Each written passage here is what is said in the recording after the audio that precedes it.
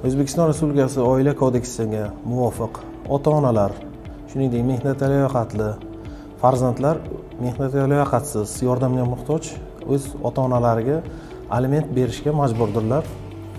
Aliment undirish to'g'risidagi da'volar fuqarolik ishlari bo'yicha tumanlararo tuman sudloviga taalluqli hisoblanadi. Aliment undirish to'g'risidagi da'vo bilan yoki ariza bilan farzandi qaramog'ida bo'lgan ota yoki ona ariza yoki da'vo arizasi bilan murojaat qilishi mumkin.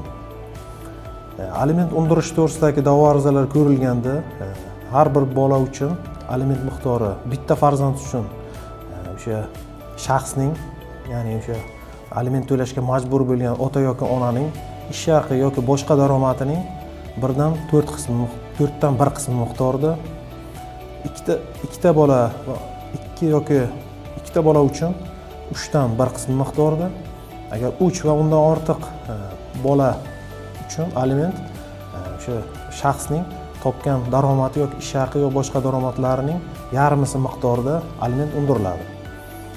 Aliment undirish to'g'risidagi da'volar ko'rilganda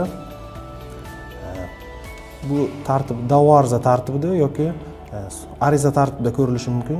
Ya'ni aliment undirish to'g'risida hal qiluv qarori yoki sud buyrug'i chiqarilishi mumkin.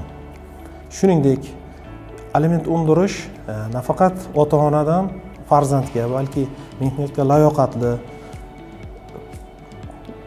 layoqatli farzandlardan mehnatga layoqatsiz, yordamga muhtoj ota-onalar uchun ham aliment undirish qonunda undirish belgilangan. Aliment miqdori haqida gapiradigan bo'lsak, aliment to'lovchi shaxsning ish haqi yoki boshqa daromadlariga uni O'zbekiston Respublikasi hududi yoki boshqa chet davlat hududlarida oladigan barcha daromadlari hisobga olinadi.